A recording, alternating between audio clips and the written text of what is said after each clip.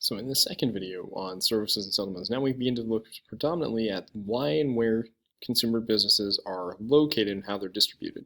So kind of the introduction question here is to look at why are there NFL teams in only major metro areas while every small town has a McDonald's and at least 3 churches?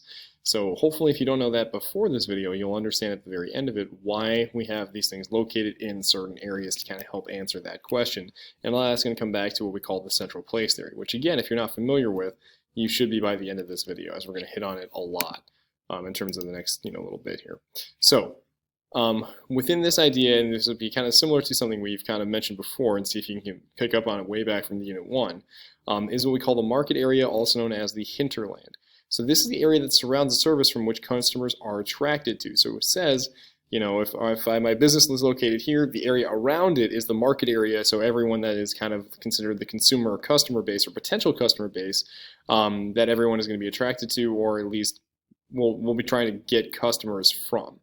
Okay, and the further you are considered away from the service, the more likely you are to get it from a different place. So typically, again, if my business is located here, and I'm located over here, so business here,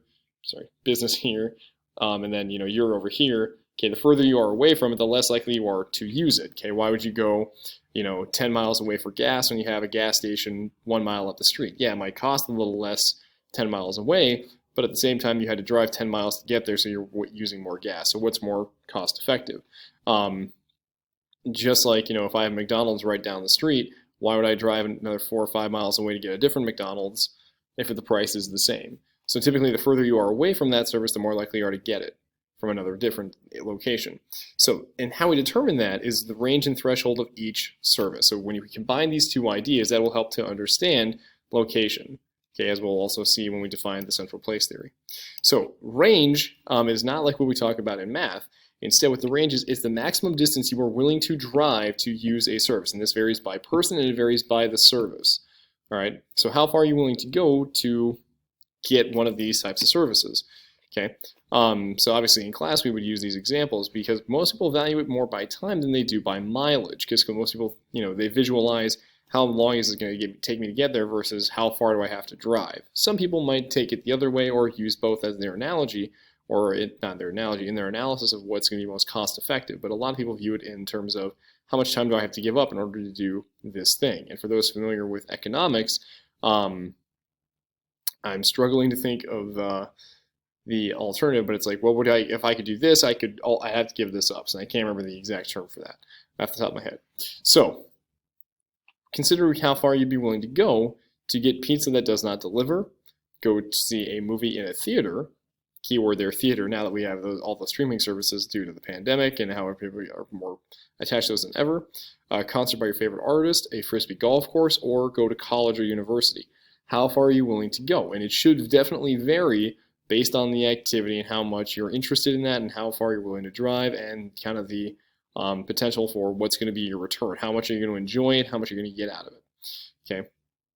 And typically, remember, the further you are away from the service, the more likely you are to go somewhere else for something that'd be similar.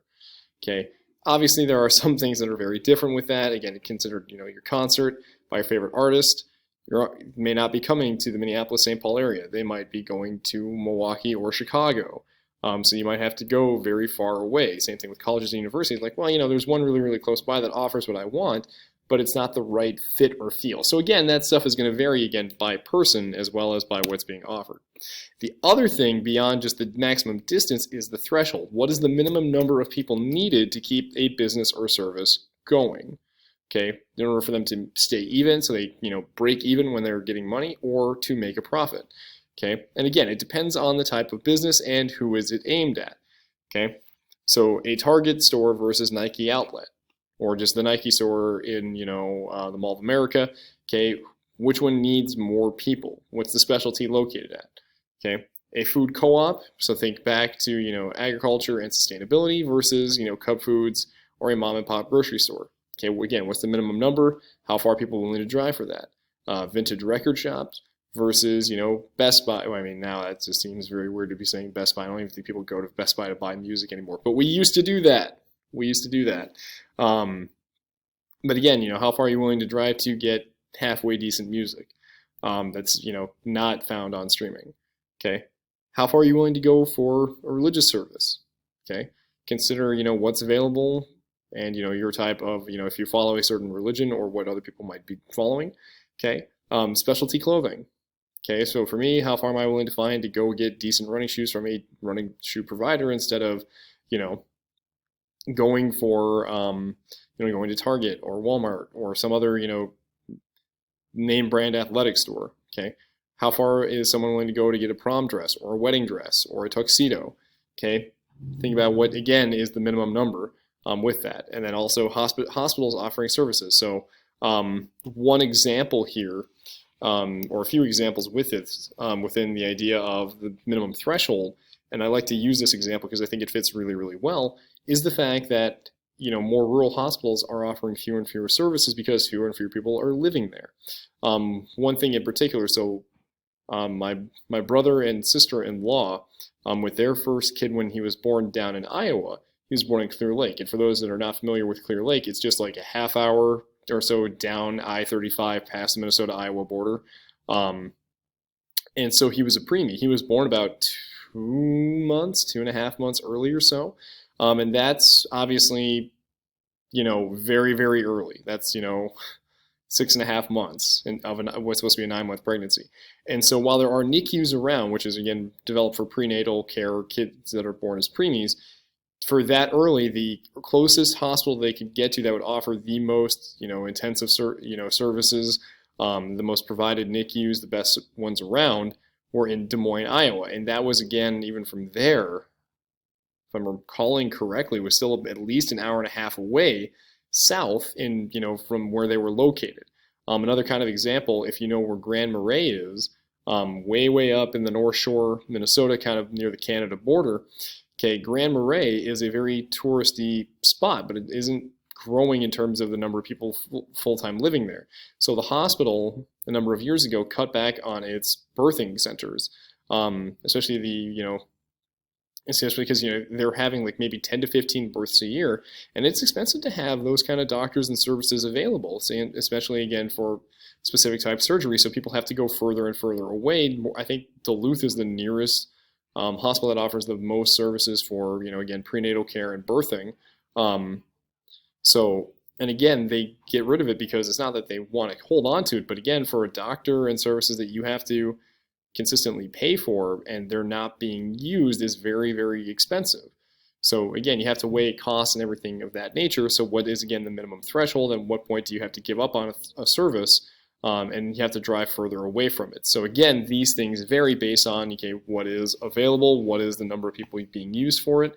And again, you can think about in those other towns, where pediatricians are disappearing, or in other areas, again, with low population growth, again, and lower rates of kids being born.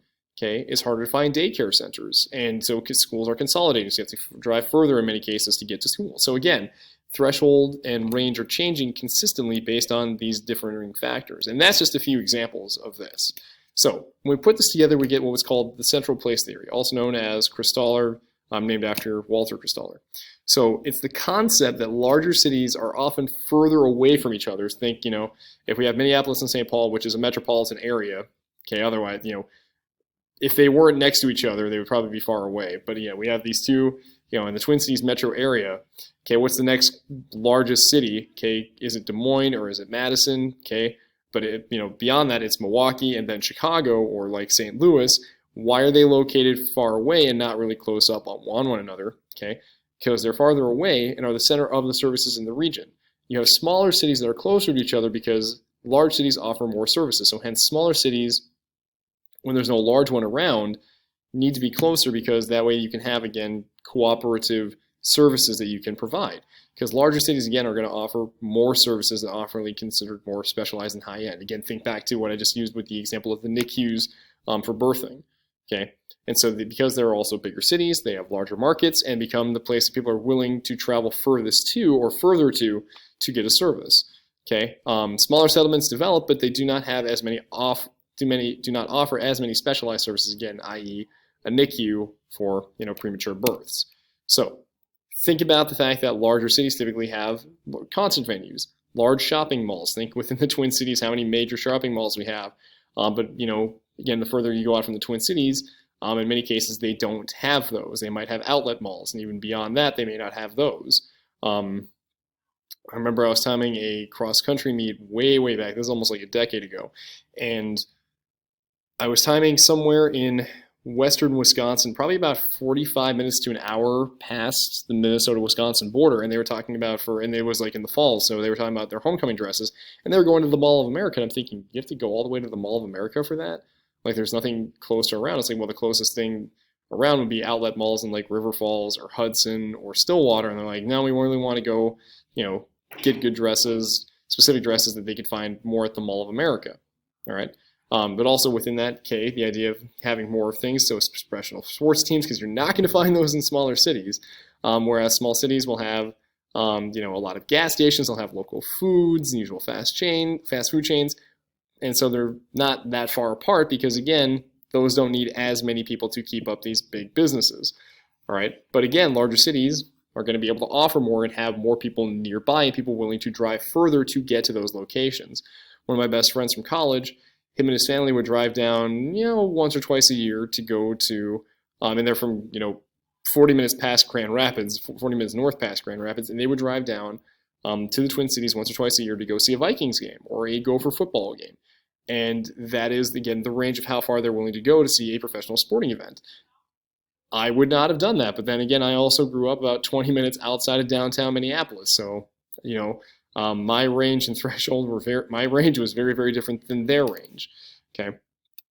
So this is where, again, that idea of the market and hinterland become really, really important because that's the surrounding area, but also we'll consider the threshold that we are willing to go with the range. So kind of within this example, here is our city. Here is considered, small, more larger towns, but again, not as close up. Okay, and then the surrounding smaller towns around it. All right, so this should also help kind of remind you what we consider within the idea of the central place theory to be kind of the functional or nodal region. How far are you willing to go for those services and how far out do those services go? So here's our professional sports teams. This map is a little old because you have the Rams still in St. Louis and the Chargers still in San Diego and not here, and the Raiders are in Oakland, not down in Vegas. But again, a lot of this comes down to where are the most major cities.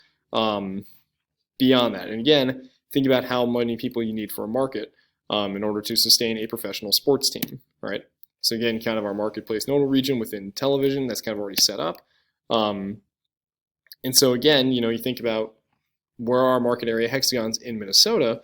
Okay, again, you have the Twin Cities, and then you have smaller nodal areas, again, within St. Cloud, around Duluth, Rochester, Mankato, Moorhead, okay, and then other ones even smaller and smaller based on that.